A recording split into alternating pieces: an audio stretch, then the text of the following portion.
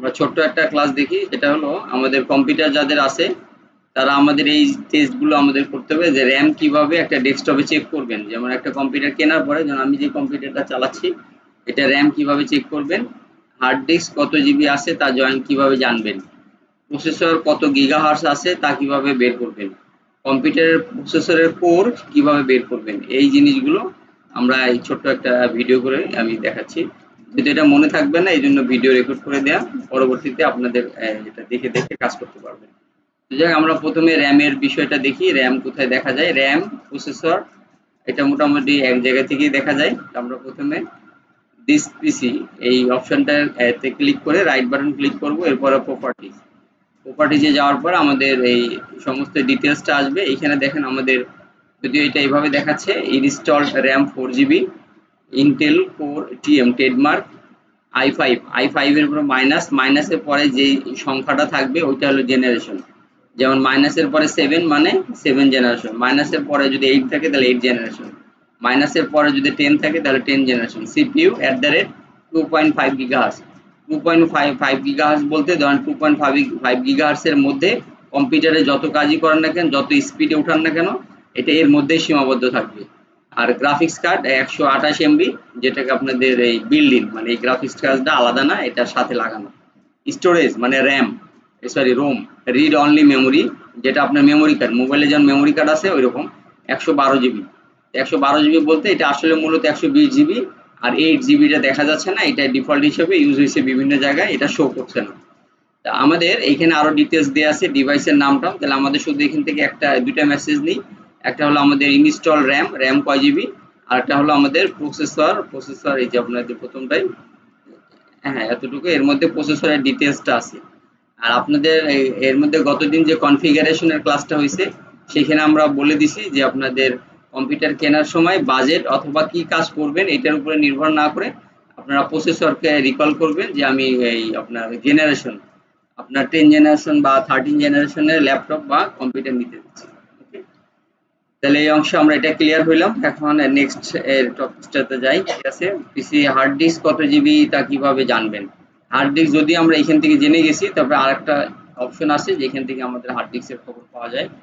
আমরা দিস পিসিতে ক্লিক করলাম, রাইট বাটন ক্লিক করে আপনাদের ম্যানেজ, ম্যানেজে আসার পরে আমাদের একটু সময় নেবে, এই জায়গাটা দেখুন নাই, এটা বড় করে দিই। ইন্টারফেসটা দেখার পরে আমাদের এই যে ডিভাইস ম্যানেজার, ডিভাইস ম্যানেজারে ক্লিক করার পরে, sorry disk manager, storage, device ম্যানেজারটা আলাদা, ডিস্ক ম্যানেজমেন্ট, ডিস্ক ম্যানেজমেন্টে আসলে আমাদের যে হার্ড ডিস্ক এখানে 111.77, এখানে আরো কম দেখাচ্ছে। তার মানে আমাদের সি ড্রাইভ, এখানে আমাদের 1.27 আনলোকেটেড, মানে এই হার্ড ডিস্কে একটু প্রবলেম থাকাতে আমরা ব্যাড সেক্টর গুলো আলাদা করে রাখছি এক জায়গায়, এটা আমরা ব্যবহার করব না। এই এতটুকু ব্যবহার করতে গেলে কম্পিউটার হ্যাং করে বা বিভিন্ন ধরনের প্রবলেম দেখাচ্ছিল, এটা আমরা আলাদা করে রাখছি। আবার লোকেটও করলে করতে পারেন, কিন্তু কম্পিউটার স্পিড কমে যাবে, এটা টেকনিক্যাল একটা ইস্যু। তাই সেই ক্ষেত্রে আমাদের সি ড্রাইভে 120 জিবি পুরোটাই আমরা দিয়ে দিছি, কিন্তু এখানে দেখাচ্ছে 109 জিবি, বাকি 10 জিবি ডিফল্ট হিসেবে যেভাবে আলাদা আলাদা ভাবে ভাগ হয়ে গেছে দেখা যাচ্ছে না। সিডি রোম, যেটা আপনারা একটু আগে কোশ্চেনে দেখলাম, সিডি এর ফুল ফর্ম কি যেন বললেন, কম্প্যাক্ট ডিস্ক। আর ডিভিডি, ডিভিডির ফুল ফর্ম কি? যাই হোক, এইখান থেকে আমরা আপনার স্টোরেজটা আমরা দেখতে পাবো। দ্বিতীয় অপশনটায় যাই, তারপরে অপশনটাতে প্রসেসরের gigahertz, this PC right click properties processor details, এখানে ইন ডিটেলস আমরা দেখতে পেলাম। আর কম্পিউটারের প্রসেসর কোর সংখ্যা কিভাবে জানবেন, এটা আমাদের এখানে সংক্ষিপ্ত একটা রুলস দেওয়া আছে। তো কোর সংখ্যা জানার জন্য আমরা শুধু টাস্ক ম্যানেজার এই শব্দটা যদি আপনার সার্চ বক্সে সার্চ দেন, এটা চলে আসবে, টাস্ক ম্যানেজার। টাস্ক ম্যানেজারে ক্লিক করলে বিশাল একটা অপশন আসবে যেখানে অনেক তথ্য আছে। তার মধ্যে আপনার পারফরমেন্স এখানে মোর ডিটেলসে ক্লিক করার পরে পারফরমেন্সে ক্লিক করার পরে একটু বড় করে দেন। আমাদের মানুষের হার্টবিট যেভাবে হার্টবিট এর হয় ওইভাবে আপনাদের প্রসেসরের হার্টবিট আছে। এখানে আপনার যে স্পিডে 3.2.57 স্পিডে যাচ্ছে। আর এখানে কোর হলো, দেখেন এখান থেকে আমি একটু ড্রয়িং করে দেখেন, এটা হলো এই আপনার এই অপশনের 3 নম্বর লাইনে কোর অপশনটা দেখা যাচ্ছে, এই যে কোর টু। ওই যে আমরা কালকে ক্লাসে মনে হয় আপনার dual core, core to do, core i3, core i5, core i7 এই শব্দগুলো বলছিলাম না? ওখানে প্রতিটা কোরের একটা আলাদা আলাদা স্টেজ আছে, যেখানে এখানে দেখাচ্ছে কোর 2, তার মানে এটা আপনার মিড লেভেল না, একদম প্রথম লেভেলের একটা কম্পিউটার। এটা যদি কোর 4 হয় তাহলে মিড লেভেলের একটা কম্পিউটার, আর যদি কোর 6 হয় তাহলে হাই লেভেলের একটা কম্পিউটার। এভাবে আপনার তিনটা লেভেলে ভাগ করে আপনি বুঝতে পারেন।